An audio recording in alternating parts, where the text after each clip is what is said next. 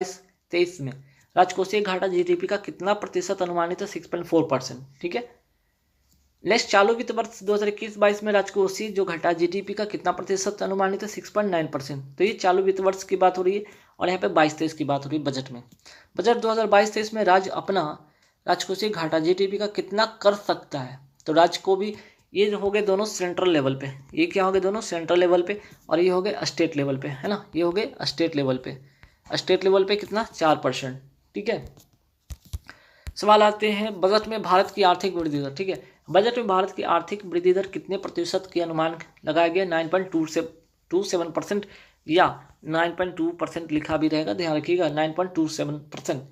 Budget में अमृतकाल की अवधि, ये अब अमृतकाल की अवधि है क्या?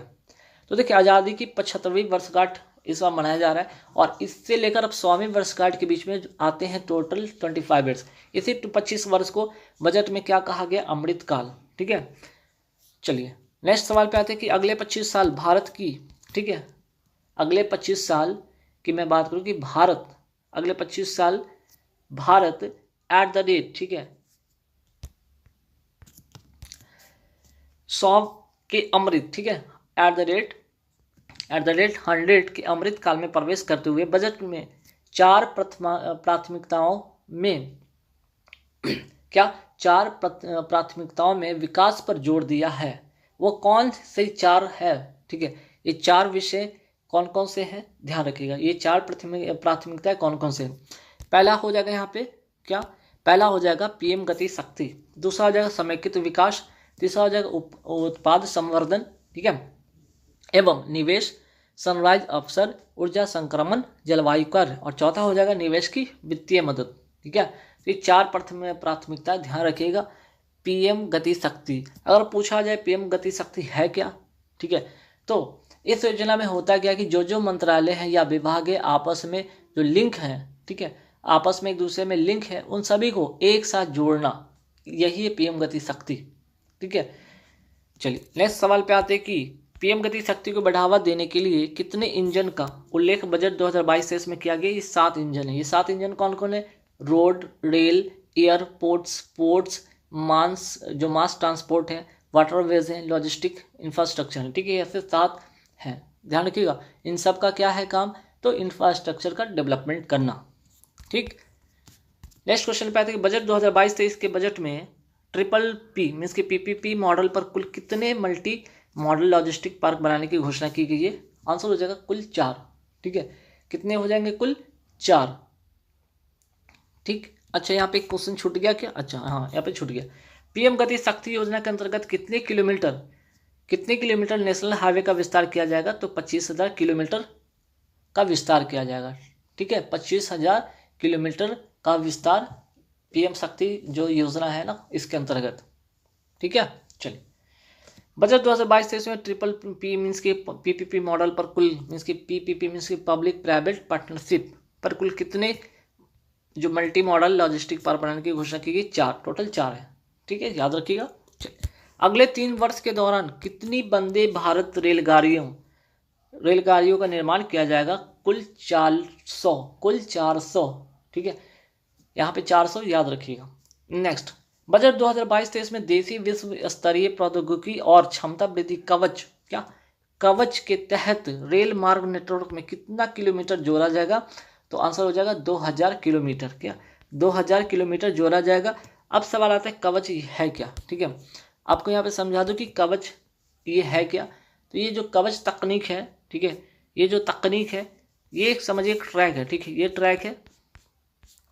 ट्रैक है ना, और इस पर क्या है, अगर एक समय में एक साथ एक ही पटरी पर 2 रेलगाड़ी आमने सामने आ जाती हैं तो एक्सीडेंट होता है। कई बार, बहुत बार ऐसे एक्सीडेंट हुए हैं जब एक ही पटरी पर 2 ट्रेन आपस में आमने सामने भिड़ गई और एक्सीडेंट हो गया। तो ऐसे कंडीशन में क्या होगा कि इस तकनीक के माध्यम से, ठीक है, जैसे ही ये दोनों एक ही पटरी पे आएंगे तो एक निश्चित दूरी पर क्या होगा, ऑटोमेटिक क्या होगा, ब्रेक लग जाएगा। क्या ऑटोमेटिक क्या ये हो जाएगा, ब्रेक लग जाएगा, ऑटोमेटिक ये रुक जाएगा। ठीक है, और इसका उद्देश्य है कि 0 एक्सीडेंट, है ना, 0 एक्सीडेंट इसका उद्देश्य करना।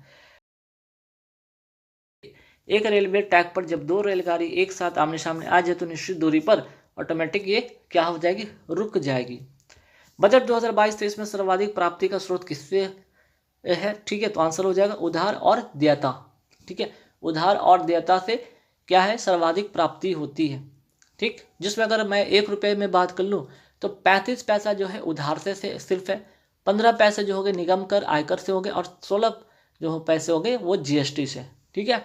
बजट 2022-23 में सर्वाधिक व्यय, यहाँ तो प्राप्ति की बात हो रही थी, अब यहाँ पे व्यय की बात हो रही है। स्रोत किससे है, तो जो उधार लिया जाता है और उस उधार के बाद जो ब्याज होते हैं, ठीक है, उधार के लेने पर जो ब्याज बनते हैं और उस ब्याज को चुकाने में, ठीक है, तो यहाँ पे सर्वाधिक व्यय की अगर बात किया जाए तो ब्याज भुगतान इसका आंसर होगा, ठीक है। चलिए अब आइए बात करते हैं प्रोडक्शन लिंक्ड इंसेंटिव स्कीम के तहत कितने सेक्टर में आगामी 5 वर्षों में 30 लाख करोड़ का अतिरिक्त उत्पादन किया जाएगा।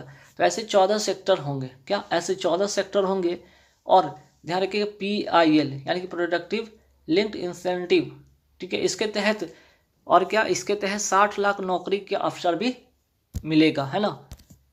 चलिए नेशनल रोपवे, ये नेशनल रोपवे है क्या, तो रोपवे में इसकी रस्सी के सहारे जो यहाँ पे होते हैं ना, इस तरह से पूरन खटोला जिसको कहते हैं, है ना, अक्सर क्या कहाँ पे होते हैं, पहाड़ी इलाका पे इस तरह के एक रोपवे बनाया जाता है ना, जिससे कि आवागमन होते हैं, इससे क्या होते हैं, आवागमन का मार्ग बनता है। तो नेशनल रोपवे डेवलपमेंट प्रोग्राम या पर्वतमाला, या इसको क्या कहा जा सकता है, पर्वतमाला, जैसे सागरमाला था, ठीक है, जैसे भारतमाला की मैं बात करूँ, सागरमाला की मैं बात करूँ, तो सागरमाला की बात था तो बंदरगाह का विकास था, भारतमाला की अगर मैं बात करूँ तो नेशनल हाईवे के विकास था, वहीं पर्वतमाला की अगर मैं बात करूँ यहाँ पे तो एक रोपवे डेवलपमेंट का, रोपवे विकास से, ठीक है। 2022-23 में 60 किलोमीटर, कितनी किलोमीटर, 60 किलोमीटर, और कितनी रोपवे, तो 8 रोपवे परियोजना को विकास करना इसका लक्ष्य है, ठीक है। चलिए नेक्स्ट क्वेश्चन पे आते हैं, बजट 2022-23 में, हाँ, बजट 2022-23 में केन बेतवा लिंक परियोजना पर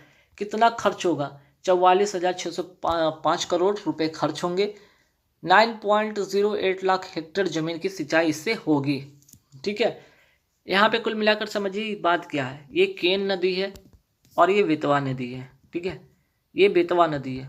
यहाँ पे क्या होता है, बेतवा नदी में पानी के संकट की वजह से यहाँ पे क्या होता है, हमेशा सूखा बना रहता है, और यहाँ पे पानी की अधिकता के कारण हमेशा बाढ़ बना रहता है। तो इस योजना के तहत, ठीक है, इस योजना के तहत जो केन का पानी है अगर बेतवा नदी में छोड़ दिया जाए तो यहाँ पे क्या होगा, जो अतिरिक्त पानी इसमें चला जाएगा, तो यहाँ पे केन जो नदी के क्षेत्र है आसपास में, यहाँ पे बाढ़ नहीं आएंगे। दूसरा जो बेतवा नदी में के आसपास का जो क्षेत्र है सूखा है, जिसकी वजह से सिंचाई नहीं हो पाती है, तो वहाँ पे सिंचाई भी हो जाएगी, सूखा भी खत्म हो जाएगा। तो एक तरह से दोनों तरफ से लाभ ही लाभ है ना। और अगर मैं बात करूँ यहाँ पे केन बेतवा लिंक, अगर मैं बात करूँ यहाँ पे नदी जोड़ो परियोजना, अगर मैं बात करूँ एक संबंध इनसे किनसे था, इनकी जो क्रांति किनसे शुरू हुई थी, अटल बिहारी वाजपेयी से, जिन्होंने क्रांति का नाम दिया था अमृत क्रांति, नदी जोड़ो परियोजना, ठीक है। चलिए बाजरे का अंतर्राष्ट्रीय वर्ष किस वर्ष को घोषित किया गया है, 2023 को, ठीक है, 2023 को क्या किया गया है, बाजरे का, है ना, बाजरे का क्या अंतर्राष्ट्रीय जो है वर्ष घोषित किया गया है ना, बाजरे का अंतर्राष्ट्रीय वर्ष, या मोटे अनाज भी कह सकते हैं। चलिए नेक्स्ट क्वेश्चन पे, PME विद्या क्या है, ठीक है। पहले PME विद्या है क्या, तो विश्व के टॉप 100 यूनिवर्सिटी जो PME विद्या योजना पर उपलब्ध होगा, इस पर ऑनलाइन पढ़ाया जाएगा, इसके द्वारा साथ ही एक कक्षा के लिए एक टीवी चैनल होगा, ठीक है। ये कुल मिला के बात इतनी सी थी, ठीक। तो अब आइए PME योजना से रिलेटेड यहाँ पे एक और सवाल बन सकता है कि PME विद्या योजना के तहत एक कक्षा एक टीवी चैनल का विस्तार कितने चैनल तक करने का प्रस्ताव रखा गया है। जहाँ 12 थे अब 12 से बढ़ाकर कितने कर दिए गए हैं, 200 कर दिए गए हैं, ठीक है। एक कक्षा एक टीवी चैनल कार्यक्रम को अब 200 टीवी चैनलों पर दिखाया जाएगा, ठीक। और इसी में कहा गया है कि भाई डिजिटल यूनिवर्सिटी की स्थापना इसमें की जाएगी। आइए PM डिवाइन योजना का संबंध किस क्षेत्र से है, तो डिवाइन में NE दिख रहा है, NE यानी कि नॉर्थ ईस्ट यानी कि उत्तर पूर्वी भारत का विकास करना, और किस परिषद के द्वारा, तो उत्तर पूर्वी परिषद के द्वारा। PM डिवाइन का फुल फॉर्म पे देख लीजिए, PM development initiative for north east region, ठीक है।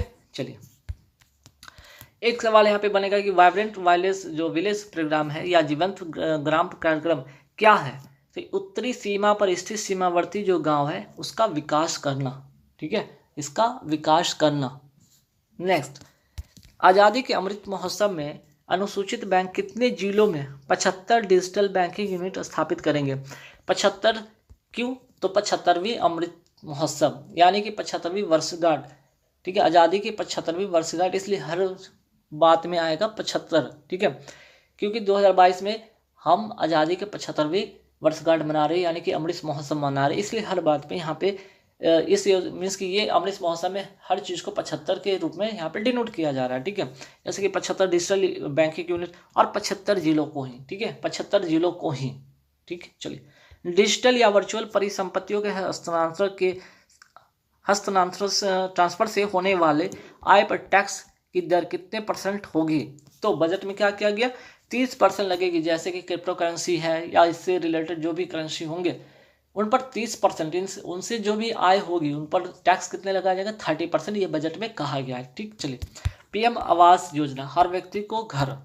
पीएम आवास योजना के तहत 2022-23 में कितने घरों को निर्माण किया जाएगा? 80 लाख घरों को, ठीक है। रैंप प्रोग्राम, ठीक है, रैंप प्रोग्राम का संबंध किससे है?